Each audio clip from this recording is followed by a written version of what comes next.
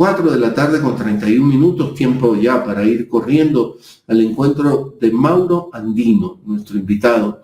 Mauro está en Quito, el mismo uso horario, el mismo clima, el mismo ambiente. Mauro, bienvenido. Muchísimas gracias por recibirnos. Gracias, querido Javier, por la invitación. Un gusto poder compartir contigo esta tarde y, por supuesto, con toda tu audiencia. Hermano, puse lo de Cristina un poco largo yo lo sé, para el lenguaje de televisión. Esto en definitiva es imagen y sonido. Puede ser medio aburrido para determinadas personas, sobre todo en esta era del TikTok. Se repite más, tiene más reproducciones un TikTok que no sea tan largo. Eso dicen todos los comunicadores, ¿no? Que te recomiendan el uso del TikTok. Hazlo cortito, hermano, y mientras más cortito mejor. Y tú eres un experto haciendo TikToks. Te he visto sacar tu teléfono, un trípode y boom, te lanzas un TikTok. Pero yo preferí ponerlo completo, el mensaje de Cristina, porque yo sí creo que vale la pena como analizarlo, ¿no? ¿Qué sensación te dejó a ti? Mira, Javier, la primera reflexión es que hay que entender al neoliberalismo como una herramienta ideológica contraria a la democracia liberal. Y esto es importante dejarlo muy presente.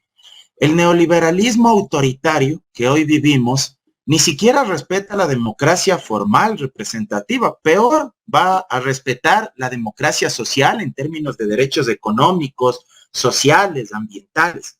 No representa a esa democracia liberal que incluso te permite elegir cada 4 años distintos gobernantes, aunque no te satisfaga, reitero, los derechos económicos y sociales. Y es tan autoritaria que se dedica a proscribir adversarios, a perseguir rivales políticos. Este neoliberalismo autoritario no entiende la política como una democracia adversarial, como una democracia de antagonistas ideológicos, sino bajo esta lógica del amigo o enemigo, porque saben que, entre otras cosas, a la fuerza deben sacar del marco de competencia a aquellos que tienen posiciones disidentes, distintas, que tienen propuestas que sí son alternativas para que la gente pueda vivir mejor y puedan tener condiciones de vida digna, sino que también comprenden que hay que ir modulando a través de los aparatos ideológicos del Estado hábitos, comportamientos, conductas para validar sus decisiones en materia económica principalmente. Es decir, ellos saben que es una disputa por el sentido común, que es una batalla cultural, como varios exponentes de la ultraderecha latinoamericana hoy lo han dicho. Es decir, para construir este tipo de valores que desde la izquierda y desde los progresismos no defendemos. Por ejemplo, en una frase se podría resumir tan simple lo que a veces ellos posicionan: el pobre es pobre porque quiere, y el que tiene plata es resultado de su éxito, de su esfuerzo, y en cambio los demás son los perdedores del sistema, aquellos que se ganaron y se hicieron merecedores de su propia miseria. La codicia como símbolo de éxito, es decir, acumular, tener más dinero, ser el primero siempre. Del segundo para abajo, los desechos, los perdedores. En contra de la solidaridad, de la acción colectiva, de la minga, en contra de una vida. Yo siempre pongo este ejemplo como cuando uno vive en un condominio, que eso es vivir en comunidad. En el condominio tú haces tu aporte con las alícuotas, te reúnes, tomas decisiones, pero todos ponen algo de su parte para que las áreas comunales estén bien, para que el ascensor, si es que hay ascensor, funcione de buena manera, para que la guardianía también cumpla con su rol, etcétera. Bueno, eso es vivir en comunidad. Pero del otro lado, promueven la lógica del individualismo absoluto. Esa visión donde solo el individuo vale y donde la sociedad es lo que menos importa. Entonces creo que estas, digamos, son las primeras grandes reflexiones sobre esta lógica autoritaria y esta persecución judicial que es muy propia de lo que hemos estado viviendo durante los últimos años, y el uso, cierro con esto, del aparato judicial como un instrumento político de proscripción de aquellos que no se suman al coro hegemónico. Y yo estaba diciendo también, Mauro, que es el calco de lo que han hecho en casi toda América Latina, ¿no? Dilma Rousseff, Luis Ignacio Lula da Silva, Hugo en Paraguay, en Paraguay, acá en Ecuador, Rafael Correa. Es un modelo copiado casi al calco en cada uno de nuestros países. ¿Tú lo ves así? Absolutamente, porque además a veces la gente no se pone a pensar que es bastante paradójico o bastante surrealista que en América Latina, entre comillas, supuestamente, solo los que son de izquierda han cometido actos de corrupción. O sea, prácticamente los agentes políticos de derecha son inmaculados, son puros, castos, pero a veces la gente no se detiene a pensar en esto. Entonces, claro, ahí está atado a la construcción ideológica y de narrativas, porque precisamente lo que se busca es demonizar una corriente ideológica, poner en el centro que solo los que son de izquierda o solo los que son progresistas, entonces han cometido actos delincuenciales, han destruido el erario nacional, etcétera. Pero es, digamos, el mismo marco mental que se trata de posicionar. Y reitero, lo logran y muchas veces la gente no se pregunta, bueno, pero aquí hay algo raro, o sea, ¿por qué siempre son ellos y por qué nunca hay un caso desde la derecha que también han de cometer pues errores? O sea, porque no es que es un conjunto de arcángeles inmaculados que no pueden cometer errores. Y si es que uno va incluso a Europa, uno encontrará en España que sucede exactamente igual. Han existido casos de corrupción donde han estado vinculados personajes del Partido Popular, principalmente del PP, y generalmente a ellos nunca les pasa nada. Lo que se ha denunciado en su momento en contra de Isabel Díaz Ayuso, que dirige la Comunidad Autónoma de Madrid, es tal vez un ejemplo emblemático. En cambio, cuando se trata de personajes de Podemos o de personajes del PSOE, del Partido Socialista Obrero Español, el andamiaje del Estado funciona, pero a toda máquina. Entonces creo que es evidente que hay toda una estrategia para demonizar a unos, también construir sentido común. Esto creo que es importante para construir en enemigo, para que el otro sea maldecido y sea proscrito también en la discusión pública. Tú decías, y yo comparto esa visión tuya, esa lectura tuya, tenemos este neoliberalismo de extrema derecha, basado en la codicia, en el egoísmo, en la inequidad brutal que estamos viviendo, que vivimos hoy en día, y tenemos esta pretensión de ir fortaleciendo la democracia liberal. Tú ni nacías probablemente en la época de Jaime Roldós, que sabes que fue el presidente del retorno a la democracia después de que los militares gobernaron, tuvieron dos gobiernos distintos, Rodríguez Lara y el triunvirato, y ya después ya es hora de entregar el poder y le llamaron el retorno democrático. Y Roldós sorpresivamente gana las elecciones, porque el favorito era Sixto Durán Ballén. Roldós fue una carta de última hora de Saad Bucaram, al cual se le trampeó, porque él ganaba, pero se inventaron la excusa de que tenías que ser ecuatoriano por no sé cuántas generaciones. Y claro, tenía origen libanés y no podía demostrar eso, que él era ecuatoriano por no sé cuántas generaciones. Y se buscó este outsider, que fue Jaime Roldós, ¿no? Un profesor. Ya lo he contado, hermano, yo tuve el privilegio de ser alumno de Jaime Roldós y era un estupendo profesor de filosofía. Los mitos griegos que él me enseñó, que nos enseñó en clase, oye, no se me han ido nunca de mi vida. Y la mitología griega logra encuadrar casi todas las conductas humanas, ¿no? Es maravilloso, no sé si te pase a ti, que de vez en cuando te vas a leer un poco de mitos griegos y ahí estamos los seres humanos definidos en esa en esa mitología.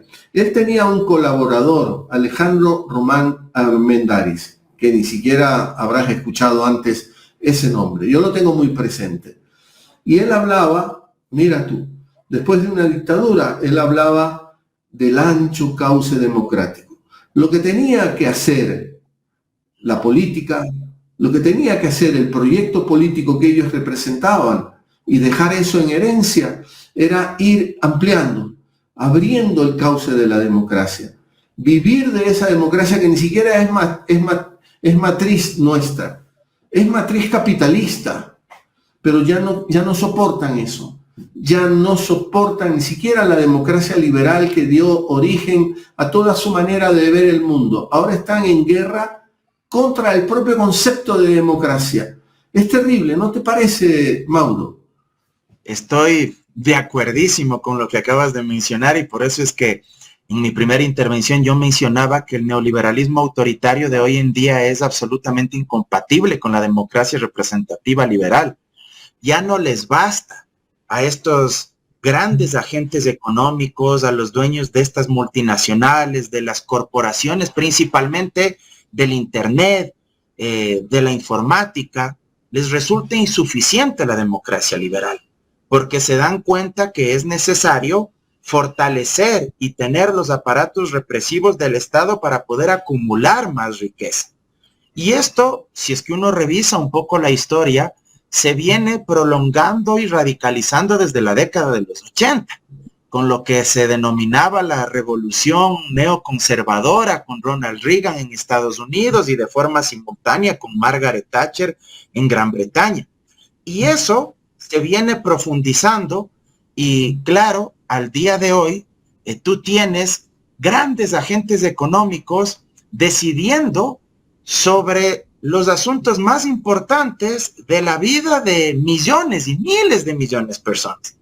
No es gratuito, por ejemplo, que en Estados Unidos hayas tenido un Donald Trump como presidente y al mismo tiempo como mano derecha de él a Elon Musk, al hombre probablemente más rico, uno de los más ricos del mundo. No sé si ya lo pasó a Bezos, al dueño de Amazon, pero eso no es gratuito, porque son estas oligarquías, pero ya de las más rancias, las que han capturado el sistema político, y esto contradice lo que incluso los padres fundadores del constitucionalismo norteamericano, que no eran comunistas ni nada que se le parezca, ellos ya intentaban limitar la captura del Estado por parte de quienes más dinero tenían. Si uno revisa los documentos de este compendio de ensayos, por llamarlo de alguna manera, que se llaman los papeles del federalista, uno lee ahí temas de Alexander Hamilton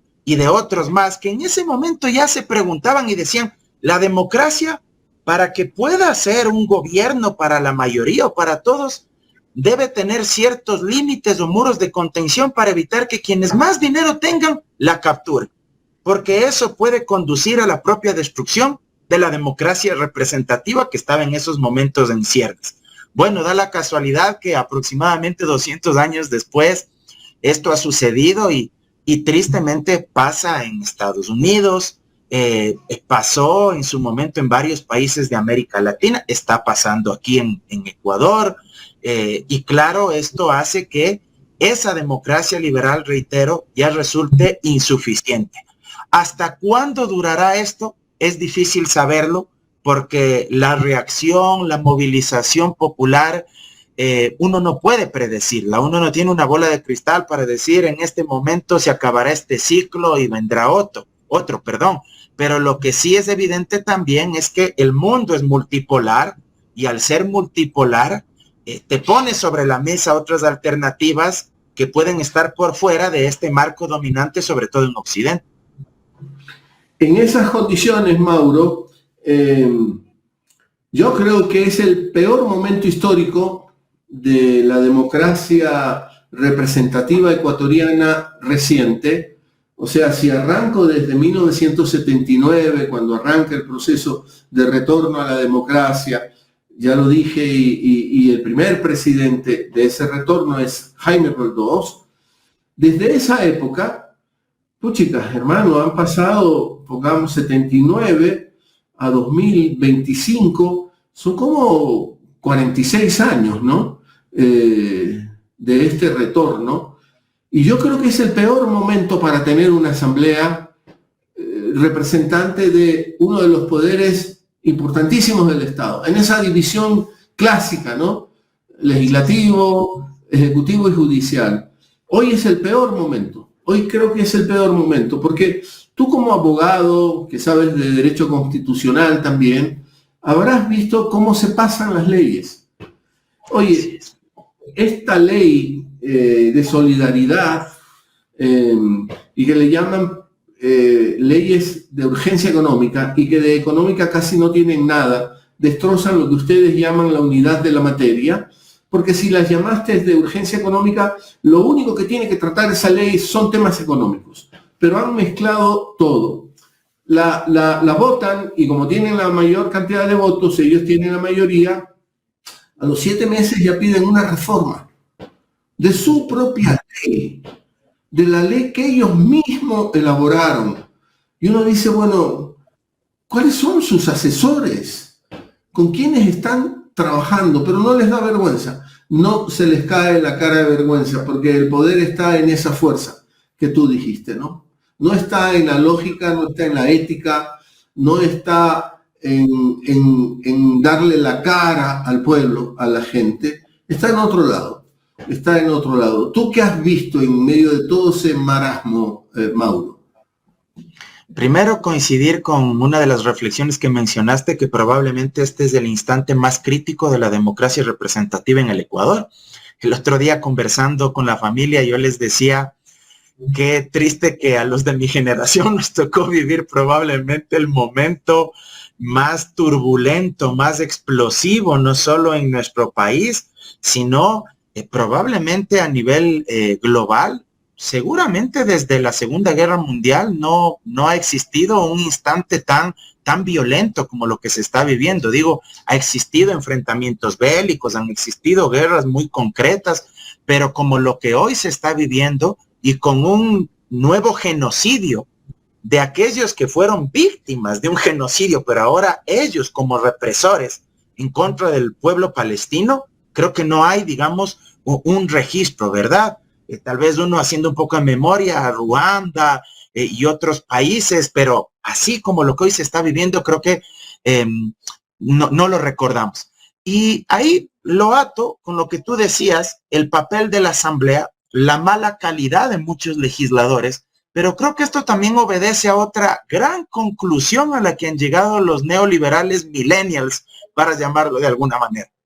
Creo que ellos han tenido la habilidad y la astucia de entender algo que puede sonar muy crudo, pero creo que sucede en la práctica.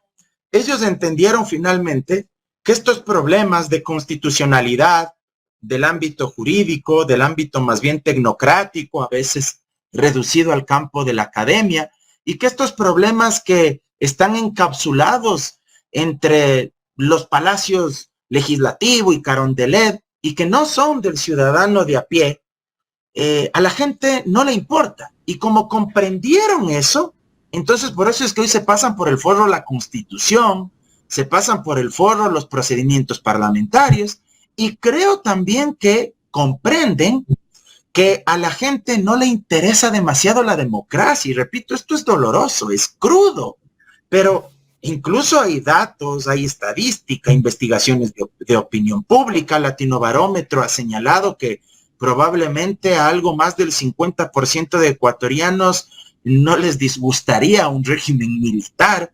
Y eso es parte de la estrategia y de la política comunicacional del régimen y de todos estos regímenes. O sea, nuevamente lo saco hacia afuera del Ecuador. En Estados Unidos, Donald Trump puso en entredicho la democracia más antigua y, entre comillas, la más estable del planeta, porque creo que ellos también comprenden, es una lógica, digamos, y un entendimiento de la política a nivel global de las ultraderechas, que a la gente no le importa, digamos, los temas de institucionalidad, si se respeta o no la Constitución, si la democracia o no se está erosionando, Y ahí es cuando ellos aprovechan para acumular más poder y para reprimir más también a las disidencias, a los críticos.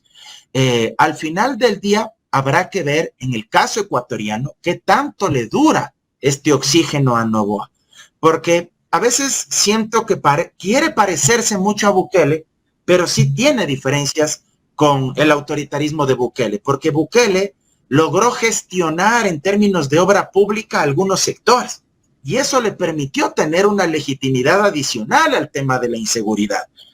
Pero acá Noboa, gestión pública, obra pública, todavía no se advierte. Lo de él es más bien tiros al aire, populismo penal, endurecimiento de penas, decirle a la gente que hay que criminalizar más a aquellos que cometen delitos, la pena agravada como la supuesta solución a los problemas que vivimos, cuando efectivamente eso ha quedado demostrado que no es así. Entonces, veamos hasta cuándo les dura ese tanque de oxígeno, y veamos también en qué momento se empiezan a desnudar cada vez más las carencias de los asambleístas de ADN, porque ahí tú tienes a muchos chicos, sin que yo quiera ser peyorativo con el tema de la edad, pero es evidente que hay mucha inexperiencia y muchísima improvisación. ¿Qué te parece que propongan juzgar a niños y niñas ya con otra vara? Los llevan a un trato como de adultos. Y esto tiene espantado, he visto documentos de UNICEF recientes, de hace 2 o 3 días, dirigidos al gobierno del Ecuador, llamándole la atención de que esto no es posible. Esto echa para atrás nos echa para atrás muchísimos años. Y en la asamblea he escuchado los peores discursos de la necesidad de sancionarlos, que ya basta de contemplaciones. Si son niños delincuentes, tratémosles con todo el rigor de la ley, como que si fuesen adultos. No son capaces de hacer una diferenciación, no son capaces de entender por qué ese niño o esa niña está delinquiendo. ¿Qué ha hecho la sociedad? ¿Qué ha hecho el Estado? ¿Qué propone la sociedad? ¿Qué propone el Estado? No les importa. Quieren ver a esos niños y niñas tras las rejas con las mismas penas como si fuesen adultos. La primera consideración al respecto. Hay que dejar bien claro ante la opinión pública que ninguno de nosotros se opone a que se persiga el delito y a que aquellos que violan la ley reciban una condena. Nadie se opone a ello. Nadie está en contra del trabajo de la fuerza pública, si es que se actúa dentro del marco de la Constitución y de la ley. Nadie se opone a que se persiga y se desarticule a los grupos de delincuencia organizada. A lo que nos oponemos es a que se persiga y se sea duro con los débiles y débil con los duros. ¿Por qué? Porque probablemente los adolescentes infractores son la cadena del eslabón más débil de la delincuencia y de la criminalidad en el país. Por supuesto que si un adolescente infractor comete un delito, tiene que ser sancionado. Y eso está, yo sé que jurídicamente lo más adecuado no es decir penado, porque son medidas socioeducativas las que se imponen y dentro de ellas medidas de privación de la libertad. Pero en la práctica es una pena que la pagan en otros centros distintos a los que son mayores de edad, centros de adolescentes infractores. Pero las penas que pueden recibir llegan hasta los 8 años de privación de libertad. Y eso consta en el Código de la Niñez y de la Adolescencia. Pero yo decía, los adolescentes infractores son el eslabón más débil de esa cadena de delitos, porque si es que uno quiere ser fuerte, tiene que ser con aquellos que los reclutan, con aquellos que actúan mafiosamente para, entre otras cosas, drogar a esos niños, involucrarlos en el mundo de las adicciones. Y una vez que son presas de las drogas, generalmente niños pobres, porque no vas a ver a un adolescente infractor de apellidos rimbombantes, de clase medio, de las élites económicas perpetrando estos delitos. Generalmente son adolescentes infractores de los estratos más pobres de la sociedad, pero son capturados en el marco de las drogas. Les generan adicciones, les involucran en este mundo.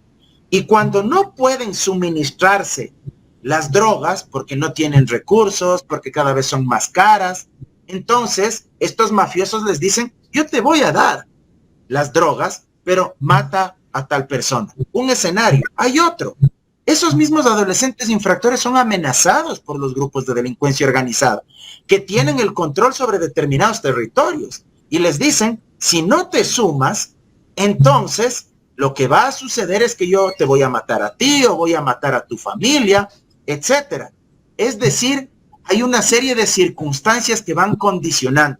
Y otra característica que tiene este problema, evidentemente, es la exclusión, la pobreza extrema, la falta de acceso a educación, a salud, a deporte, a cultura, a recreación. Ahora, lo que se está proponiendo y en estricto derecho va en contra de la Convención de Derechos de Niños, Niñas y Adolescentes de Naciones Unidas. Va en contra de varios pronunciamientos de la Corte Interamericana de Derechos Humanos, de la Comisión Interamericana, va en contra de pronunciamientos de nuestra propia Corte Constitucional. Además, hay que decirle a la gente que los adolescentes infractores son imputables relativos, que no es lo mismo a ser inimputables, porque aquí se ha tratado de posicionar como si los adolescentes infractores, si cometen un delito, poco más no van a pagar en ningún lado. Y eso es equivocado, son imputables relativos, es decir, reciben unas penas diferenciadas. Y cuando tú planteas que hay que darles el mismo trato que a los adultos, estás cometiendo un error desde el punto de vista técnico, científico, porque los adolescentes infractores tienen un desarrollo físico inferior al de los adultos. No puedes tratar a alguien de 14 o 15 años igual que un criminal que tiene 30 años. Tienen un desarrollo cognitivo inferior. Y si tienen un desarrollo cognitivo inferior, significa que psicológicamente están menos preparados para resistirse a los grupos de delincuencia organizada y al cometimiento de las infracciones. Pongo un ejemplo que puede servir como símil. El estupro es el acceso carnal a una chica menor de 18 años, y la violación sexual se configura cuando el acceso carnal es con una chica menor de 14 años. Violación. En el otro caso es estupro. ¿Por qué se pena eso? ¿Por qué es un delito penal? Porque se considera que ese adulto que accede carnalmente, que tiene acceso carnal con una menor de 18 años, se está aprovechando de que tiene mayor madurez física y mayor madurez emocional, cognitiva. Y peor todavía si es que esa niña tiene menos de 14 años, es violación, según el Código Orgánico Integral Penal. Entonces, esto nos sirve como símil para entender que un adolescente infractor no puede ser tratado pues en la misma forma que los adultos, porque sus características físicas, psicológicas, cognitivas, no son iguales a las de ese mafioso que los recluta. Ahora, en el tema de las discapacidades, Mauro, se introdujeron unas reformas en la asamblea anterior y son proyectos que no se cerraron totalmente y que el presidente actual los veta. Lo que básicamente se quería hacer era, hay enfermedades catastróficas que te ponen casi en condición de discapacidad. Un cáncer, por ejemplo, que te demanda unos tratamientos larguísimos. Démosle ese trato de discapacidades. Démosle algunas ventajas que se les puede dar socialmente hablando, porque están sufriendo enfermedades horrorosas, catastróficas. No pasó, no se pudo. Lo vetaron, se allanan al veto total del Poder Ejecutivo y haces un esfuerzo, haces maromas. Te puedo contar el bloque de de la Revolución Ciudadana tiene una asambleísta con discapacidades. Ella va en silla de ruedas. E hizo una presentación muy potente. Se llama Mabel Méndez, o Menéndez. Mabel, en todo caso, la reconocemos como Mabel. Ella va en silla de ruedas. La acompaña siempre su padre, ¿no? Que es el que le está ayudando a moverse en su silla de ruedas. Después intervino un asambleísta de la Revolución Ciudadana, Juan Pablo Molina. Yo no había sabido, él tuvo 2 hijos, mellizos, prematuro nacimiento, 5 meses y medio, y nacieron con muchas limitaciones, ¿no? Uno se murió a los días de haber nacido, el otro, ojalá que Juan Pablo Molina me lo permita, el otro, Joaquín, sobrevive, pero te puedes imaginar lo que Joaquín demanda, ¿no? Es brutal. Y Molina, el asambleísta, hizo una intervención muy conmovedora. Él dijo que iba a hablar desde el corazón y la memoria, y con todo su caso. Y el proponente de la ley, que no aceptan este tratamiento de enfermedades horrorosas, graves, e igualarlo a discapacidades, también es padre de alguien con discapacidad. Se hizo todo lo posible para entrar en razón, para que la ley se apruebe por bloques. O sea, en un bloque puede ser que nos pongamos de acuerdo, no tenemos ningún problema. Y en donde no tenemos ningún problema, propongamos que aprobemos eso. Y donde tenemos problemas, sometámosla a votación, pues. Pero que no todo se lo trate de igual manera. No aceptaron. No reformularon la propuesta de su proyecto de ley, pasó como ellos quisieron. ¿De qué democracia hablamos? Ya en la práctica. Puede ser que teorizamos un poco, hablamos de los padres fundadores, de las democracias consolidadas, democracias liberales, capitalistas, ¿no? Y que uno hace el esfuerzo simplemente por ancharlas un poco más, para que entren más derechos, para que la vida sea más protegida, para que la gente en condición de fragilidad, de desventaja, no se la atropelle, en fin, todo lo que tú conoces perfectamente bien. No pasan estas cosas, Mauro. No logramos romper la tosudez de lo que son solo los intereses. Es brutal, Mauro. Mira, yo creo que aquí se ve reflejado quién es la persona y el grupo económico que gobierna. Y creo que ahí el antagonismo de clase incluso se ve más presente que nunca.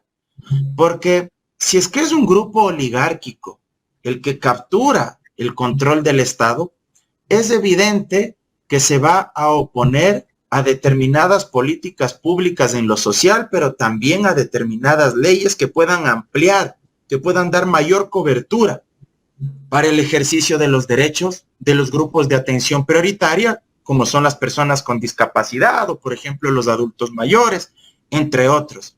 ¿Y por qué se oponen, entre otras cosas? Porque entre más derechos sociales exista, entre más beneficios existan para esos grupos, menos ganancia y menos rentabilidad tienen los grandes grupos económicos que gobiernan.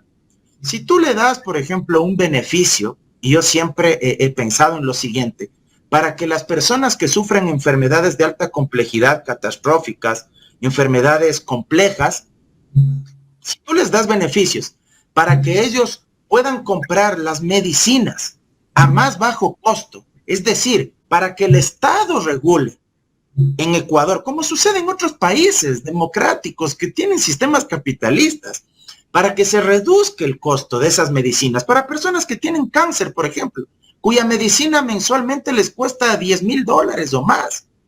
Si tú planteas eso, automáticamente, por poner un caso, te van a saltar las farmacéuticas.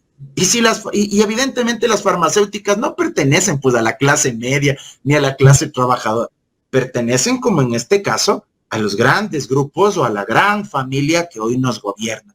Entonces, claro, ese tipo de beneficios o de protecciones sociales no las vas a encontrar ahí. Es como ahora la ley supuestamente que quiere, disque, proteger las reservas naturales y las áreas protegidas de nuestro país. Le ponen o le enmarcan muy bonito, dicen, es para proteger, pero al mismo tiempo para reactivar económicamente esos sectores. Entonces, claro, cuando uno se da cuenta, es para cumplirle el sueño de tener el proyecto inmobiliario turístico ahí, probablemente la primera dama, lo que no pudo concretarse en Oloncito, pero creo que ahí hay esa contradicción, ¿verdad? Porque es muy difícil poder luchar contra el grupo hegemónico, porque además tienen mayoría este rato, y aquí hay otra consideración. Creo que no dan paso en términos democráticos a que se vote por capítulos, por artículos, porque están embebidos del poder y actúan con soberbia, es decir, juegan bajo la lógica de la política y bajo la teoría de un juego de suma cero. O me llevo todo o no me llevo nada. Entonces no hay posibilidad de que cedan en algo porque están en la cresta de la ola y se sienten todopoderosos y no quieren dar el brazo a torcer en ninguna parte. Por otro lado, Mauro, ya mismo te dejo libre, no quiero abusar de tu generosidad. Por otro lado, no puedes fiscalizar Progen. ¿Te acuerdas de Progen? ¿No? Así es. Ahí el Estado, ¿qué? Le piensa regalar cientos de millones de dólares. No se puede fiscalizar Progen. ¿Qué pasó en Progen?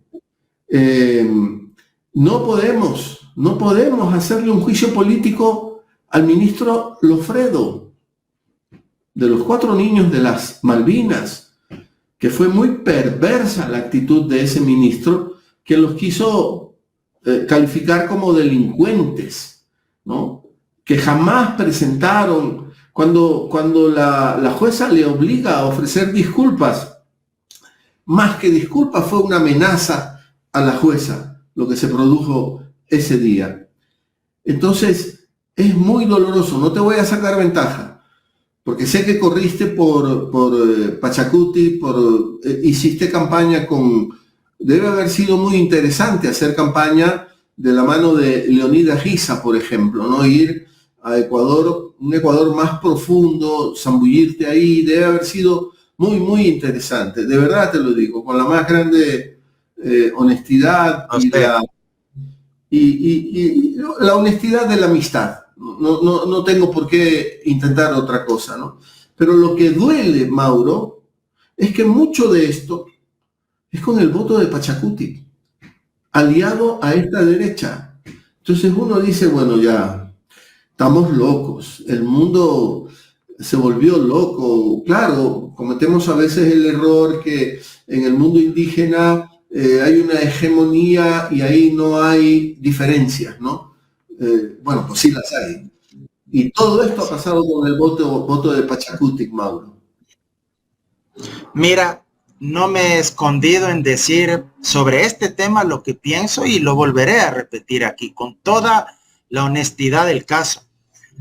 Es lamentable que asambleístas que llegaron auspiciados por Pachacuti terminen traicionando un programa legislativo y un programa de gobierno que embanderaron y que se comprometieron supuestamente a defender, a impulsar.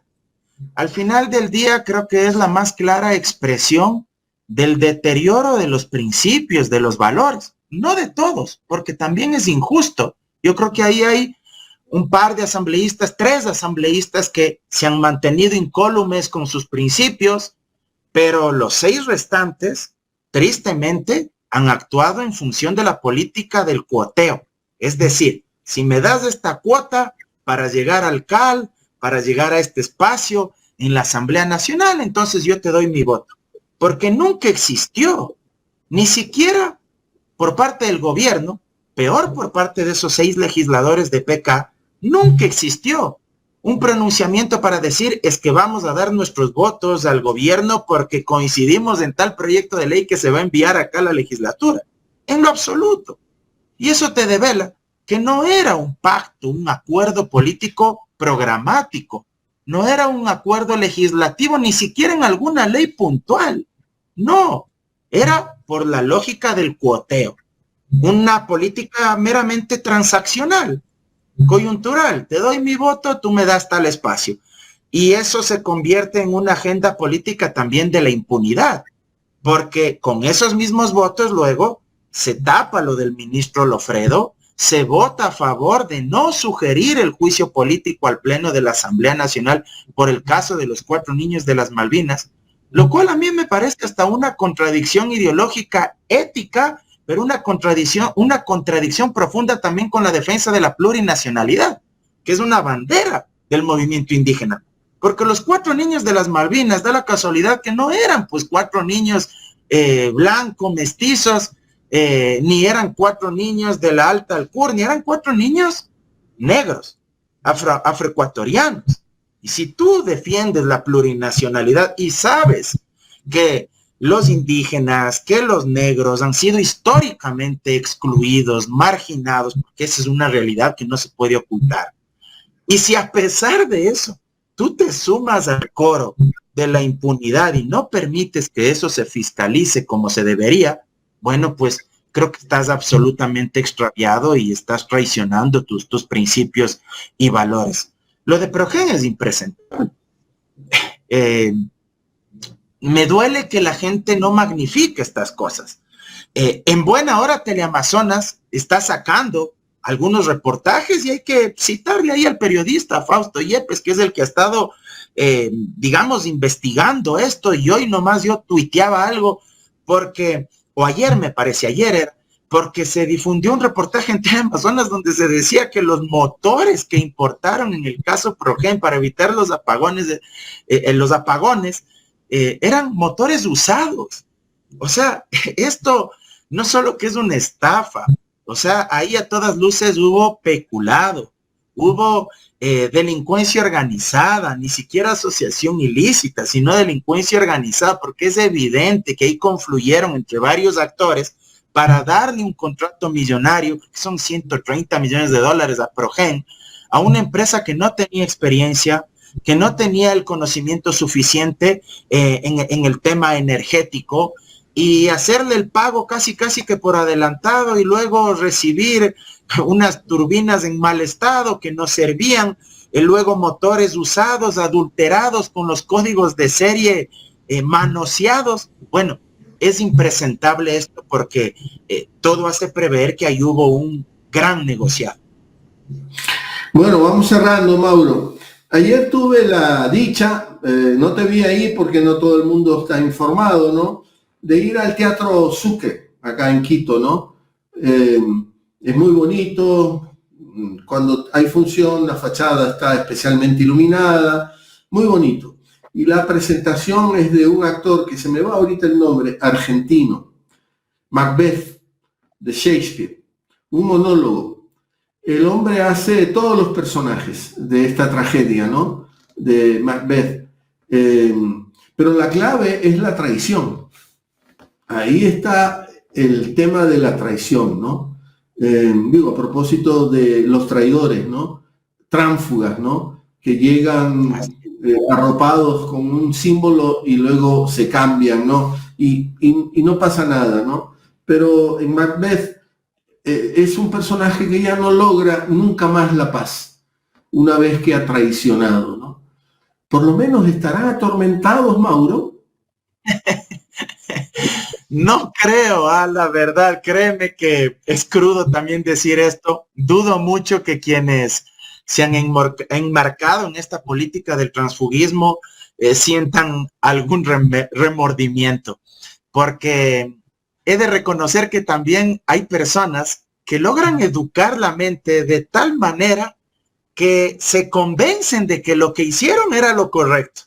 Entonces, la moral, digamos que se atrofia en algunas de estas personas, y es triste porque, repito, tienen tal capacidad que se autoconvencen de que eso era lo correcto y de que no se equivocaron y que ellos tienen la razón. Entonces dudo mucho que tengan algún tipo de remordimiento. Mira lo que dijo tu ex compañero de bancada el día de hoy, Peña, el asambleísta Peña. Yo tuiteé ahí en X me pareció igual impresentable.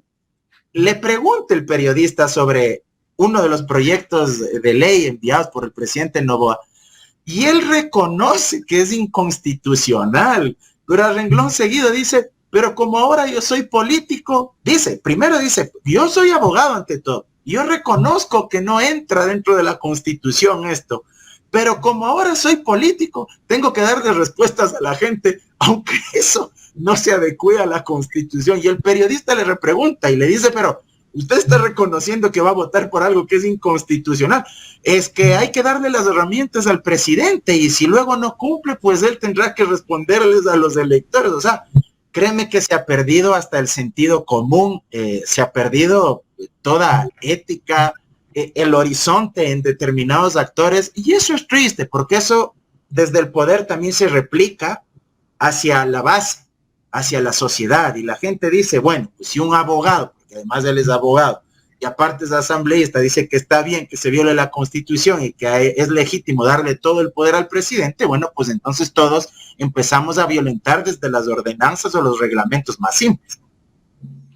Yo quise conseguir hoy día, de verdad, inspirado por lo que vi ayer, ese monólogo de este estupendo actor argentino, lamento mucho no recordar su nombre, y no sé si se va a volver a poner, porque ha habido un festival de teatro ahorita en el... Me encantaría ir ya con lo que me cuentas, voy a, como se dice popularmente, le voy a encamar a mi padre y a mi hermano. Hermano, quise leerme algo de, o sea, de Macbeth, ¿no? Porque hay frases que son así lapidarias, ¿no? Traigan las máscaras, porque las almas no pueden andar desnudas, ¿no? Y es cierto, ¿no? En la vida nos ponemos máscaras según sea la circunstancia, ¿no? Entonces, es triste. Y estamos asistiendo a una política, yo digo, ¿no? Un poco de reality show, porque parece ser eso, ¿no? Se prenden las luces, los micrófonos, las cámaras, y todo el mundo actúa hiperhistriónicamente, ¿no? Parecen que han ganado concursos de oratoria en la primaria, ¿no? Una cosa de locos, ¿no? Y luego sales al pasillo y te pueden hasta saludar, y uno dice que estamos ante personajes esquizofrénicos, son de una manera dentro del escenario, ese escenario, y tienen otra personalidad en este otro lado. Es de locos, es de locos. Ándate al festival de teatro que está en la red de teatros del municipio, porque no solo el Sucre, y a ver qué te toca. Esta que yo vi ayer me pareció fantástica, extraordinaria. Mira, Byung-Chul Han, el famoso filósofo coreano, en uno de sus libros que se llama Infocracia, que lamentablemente pues es bastante pesimista, pero dice la verdad. Él dice que la democracia está tan deteriorada hoy en día que vivimos un escenario donde la información ha provocado lo que él denomina como infodemia, pero al mismo tiempo ha permitido que el debate público y que la deliberación democrática se empobrezca tanto que hoy prácticamente estamos gobernados por youtubers, por influencers, que son casi que dioses, y que la peregrinación para endiosarlos es el like, es esta política líquida, lo rápido, que se ha vuelto una religión, y que hoy vivimos en el dataísmo, ¿no? Porque los datos es lo que prima, y esta lógica del influencer, de esta política del entretenimiento, donde además del aparato cognitivo, y no lo digo en sentido peyorativo, de las masas, cada vez se va deteriorando más por este tipo de prácticas. Horrible, horrible. Y si le sumas el rol de los medios de información, ya, pues ahí podemos entender todo. No te quito más tiempo, Mauro. Agradecerte profundamente todo esto que le has dedicado a esta conversación con la audiencia de Palabra Suelta aquí en Ecuador en directo. Espero verte pronto, hermano. Muchas gracias, querido Javier. Sabes del aprecio y el respeto que te tengo, y siempre será un placer conversar con alguien tan preparado, tan culto como tú. Y te lo digo con mucho cariño y sinceridad. Abrazo enorme y espero que pronto nos veamos. Chao. Chao, Mauro Andino, aquí en esta entrega de Palabra Suelta.